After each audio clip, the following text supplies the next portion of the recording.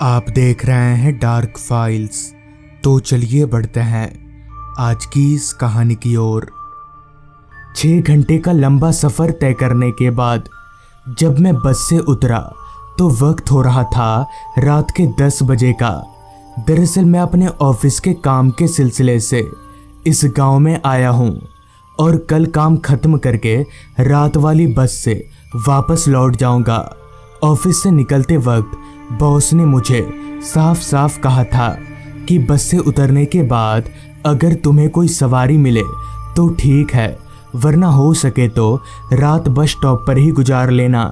जिस कारण बस से उतरते ही मेरी नज़रें इधर उधर किसी सवारी को तलाशने लगी, मगर गांव का इलाका होने के कारण वो भी इतनी रात को मुझे उस बस स्टॉप पर सिवाय उस बस के जिससे मैं आया था और कुछ भी नहीं दिखा।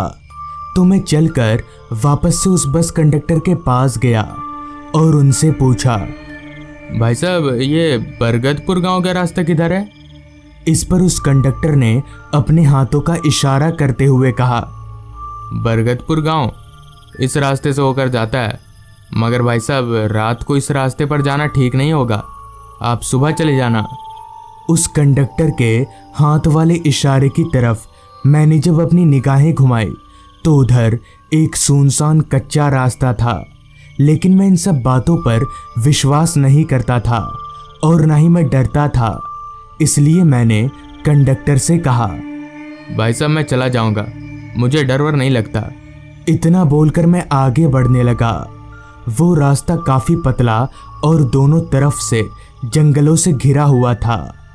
ये उस समय की बात है जब अधिकतर गांव में बिजली की सुविधा नहीं पहुंची थी, तो उस वक्त गांव में भी बिजली का नामो निशान तक नहीं था।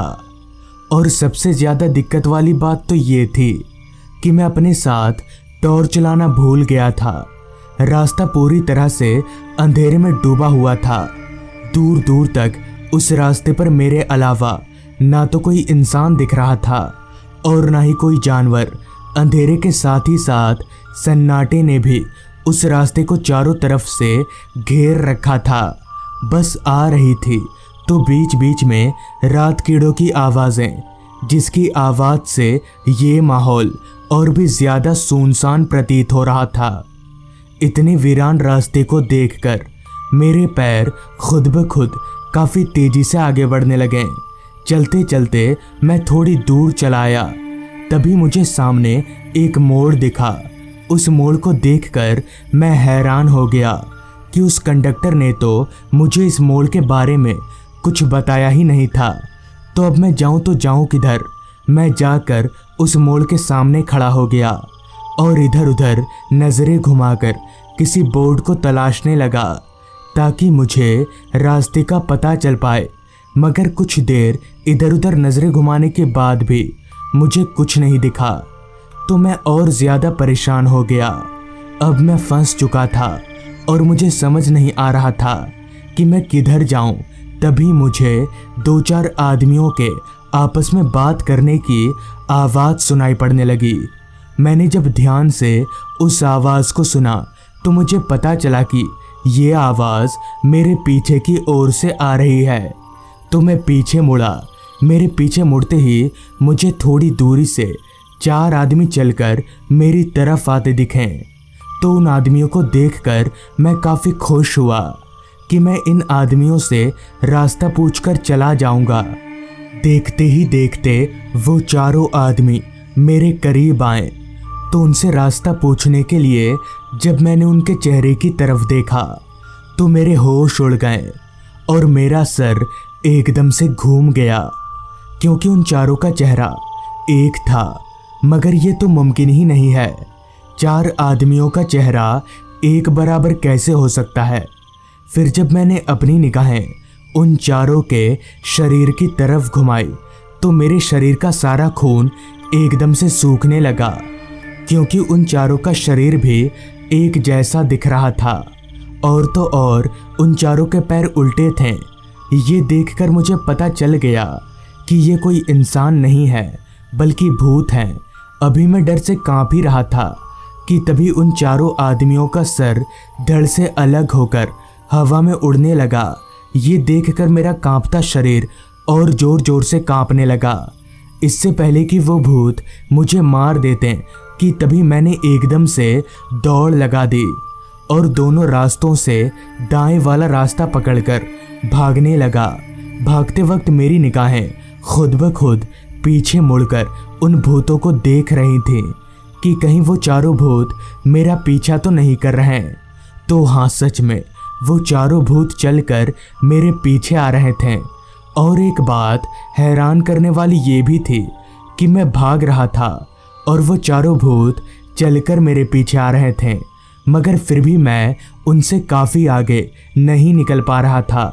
लेकिन फिर भी मैंने हिम्मत नहीं हारी और अपने कदमों को और तेज भगाने लगा, ये सोचकर कि मेरी मौत मेरा पीछा कर रही है।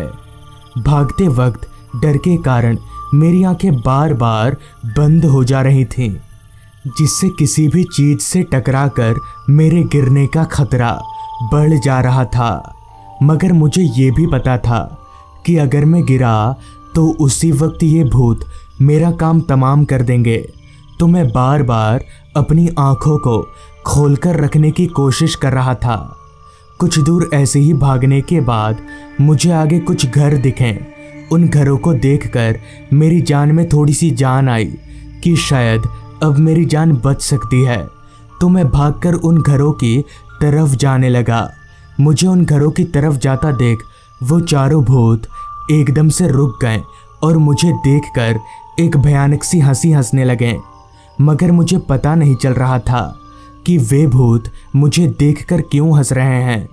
खैर, मुझे इससे क्या, मुझे तो अपनी जान बचानी थी। ये सोचकर मैं भागता हुआ उन घरों के करीब पहुंचा।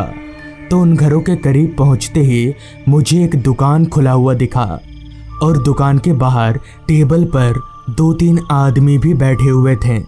तो उन आदमियों को देखकर मुझे काफ़ी हिम्मत मिली और मैं भागकर उनके पास गया। तो मुझे इतना डरा सहमा देख उनमें से एक आदमी ने कहा, क्या बात है भाई, लगता है नए नए आए हो। इस पर मैंने अपना सिर हाँ में हिलाते हुए अपनी पूरी आप बीती उन आदमियों को बताई। तो उनमें से एक आदमी ने बताना शुरू किया। आज से 1 साल पहले वो आदमी जंगलों से लकड़ियाँ लाकर बाजार में बेचा करता था, मगर ना जाने एक रात ऐसा क्या हुआ, क्योंकि जब वो लकड़ियाँ लाने जंगल में गया तो वापस ही नहीं लौटा।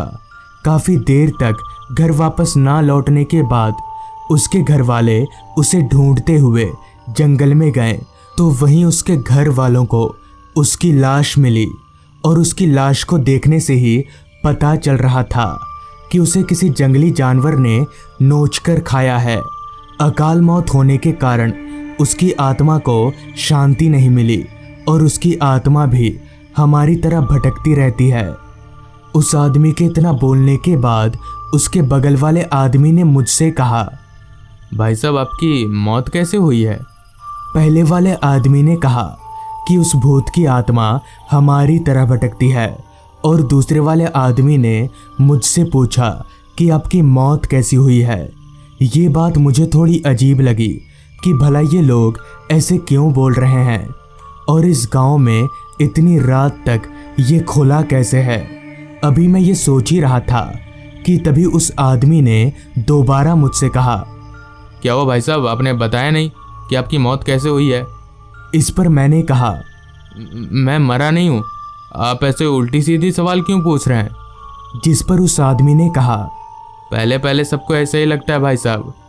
इस पर मैंने अपना हाथ उस आदमी की तरफ बढ़ाते हुए कहा, छूकर देख लीजिए, मैं कोई भूत वूत नहीं हूँ।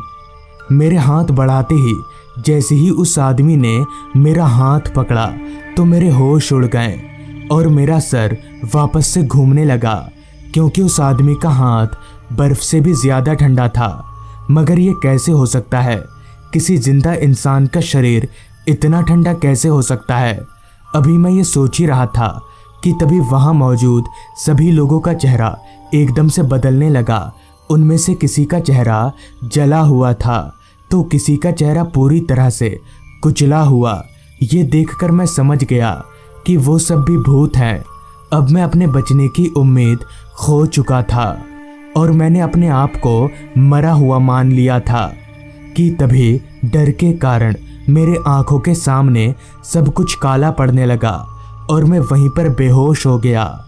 फिर जब मैं होश में आया तो सुबह हो चुकी थी और काफ़ी लोग मुझे घेर कर खड़े थे, जिसके बाद मैंने अपनी साथ घटित पूरी घटना उन लोगों को बताई, जिस पर उन्होंने कहा कि वो सभी लोग भूत हैं। दिन को वो सभी उसी दुकान पर बैठे हुए थे।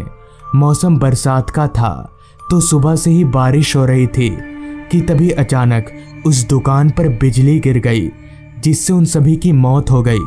तब से उनकी आत्मा यहीं पर भटकती है। तो दोस्तों, ये थी आज की कहानी। अगर आपको ये कहानी अच्छी लगी हो तो चैनल को ज़रूर सब्सक्राइब कर लें। तो मैं आपका दोस्त आर्यन जल्द ही मिलूँगा आपसे ऐसी ही एक कहानी के साथ।